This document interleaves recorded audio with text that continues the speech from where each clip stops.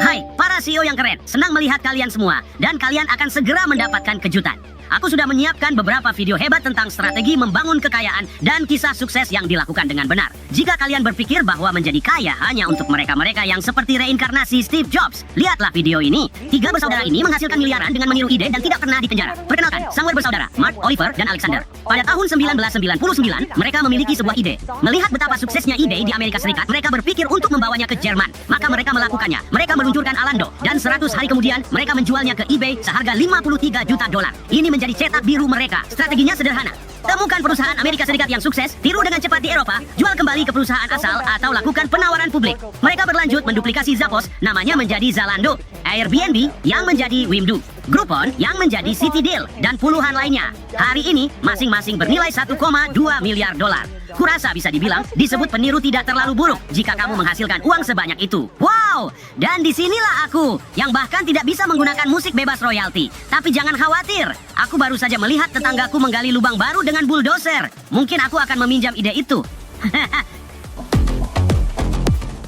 Yang kusukai dari episode-episode ini adalah mendapatkan kesempatan untuk berbagi kiat dan strategi sukses yang sebenarnya denganmu. Kamu pikir ini melebih-lebihkan? Coba saja tonton bagaimana aku bisa menjadi kaya. Nah, berikut 3 hal yang 99,9% orang kaya tidak akan memberitahumu tentang membangun kekayaan.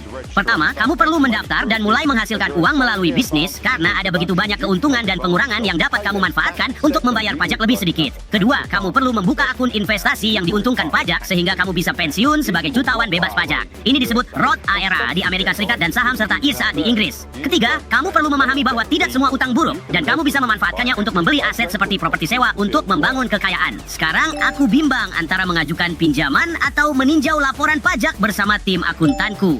Bagaimanapun, kita tidak boleh tertinggal dengan kenyataan keuangan terbaru. Jadi jangan lewatkan episode baru kami dan teruslah maju bersama kami.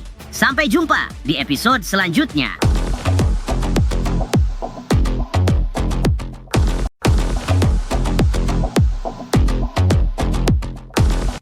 Hai CEO tercinta dan teman-teman hamsterku. Hari ini kita akan menjelajahi wilayah yang sangat kontroversial. Pernahkah terpikir bahwa memiliki rumah mungkin bukanlah impian yang tepat? Dan sebaliknya, impianmu seharusnya mencapai pendapatan $500.000 yang ajaib itu? Tetaplah bersama kami karena kamu pasti tidak mau melewatkan kearifan hamster ini. Aku tahu kita semua bermimpi memiliki rumah yang nyaman untuk kita sendiri. Tapi bagaimana jika aku katakan, mungkin saja membeli rumah bukanlah pilihan terbaik? Ya begitulah. Kenapa harus menghabiskan tabungan seumur hidupmu demi sesuatu seperti kandang ukuran manusia jika kamu bisa menginvestasikannya dalam sesuatu yang jauh lebih cerdas? Tetaplah bersamaku karena aku akan memutar roda ini ke arah yang benar-benar baru dengan video berikut. Dan pada akhirnya, kamu mungkin akan bertepuk tangan dengan hamster kecil ini karena sudah sangat cerdas. Ini akan sangat kontroversial. Kurasa memiliki rumah bukanlah impian besar. Coba jelaskan, kamu seharusnya memiliki rumah setelah melakukan segalanya. Setelah kamu menginvestasikan uangmu, setelah uang itu bekerja untukmu, baru mungkin kamu bisa membeli rumah. Daripada menaruh 100.000, 200.000 pada uang muka untuk rumah, tidakkah sebaiknya kamu menyewa tempat dan menginvestasikan uang tersebut? Ya, kamu harus membandingkan hasilnya. Kita bisa menjadi teman dekat. Lihat dirimu menyindir soal impian besar. Tapi kurasa kamu benar, sis. Siapa yang ingin menghabiskan semua tabungannya demi sebuah rumah? Prioritas, teman-teman. Dan bicara soal menjadi teman, kalau kamu menawarkan lebih banyak suguhan dengan minim usaha, kita sudah menjadi sahabat selamanya.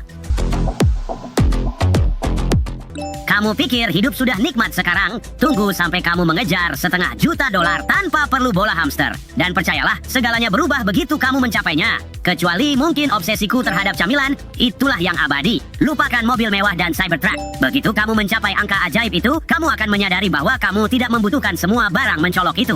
Kenapa? Mari kita cari tahu. Aku berpikir kita harus berlari dan bergegas untuk mencapai $500.000 pertama kita. Karena begitu sampai di sana, rasanya seperti kehidupan secara materi berubah. Dan jauh lebih baik setelah kita mencapai pendapatan $500.000 itu. Setelah itu, rasanya kamu tidak benar-benar membutuhkan Cybertruck. Aku akan menikmati penderitaan. Ya, atau menyadari bahwa satu-satunya hal yang membuatmu bahagia adalah penderitaan yang produktif. Dan karena itu, kamu hanya ingin menjalani waktu paling banyak untuk penderitaanmu karena kamu akan mengalaminya apapun yang terjadi. Benar kan? Mau membeli taco. Wah, ada yang sedang merasa ambisius. Jika kamu berpikir hidup menjadi lebih mudah ketika mencapai $500.000 pertamamu, aku punya spoiler. Setelah kamu menyelesaikan lomba dan mencapai angka ajaib itu, kamu tidak akan menginginkan Cybertruck. Kamu akan menginginkan tidur siang. Dan jangan minta aku mulai membahas soal menikmati penderitaan. Sayang, satu-satunya penderitaan yang aku inginkan adalah melihat penjual taco melewatkan salsa. Terima kasih telah menonton para pencinta kripto. Untuk lebih banyak kearifan, jangan lupa like, subscribe, dan sampai jumpa di video berikutnya. Dan ingat, hamster adalah kekuatan. Satu untuk semua, semua untuk satu. Sampai jumpa.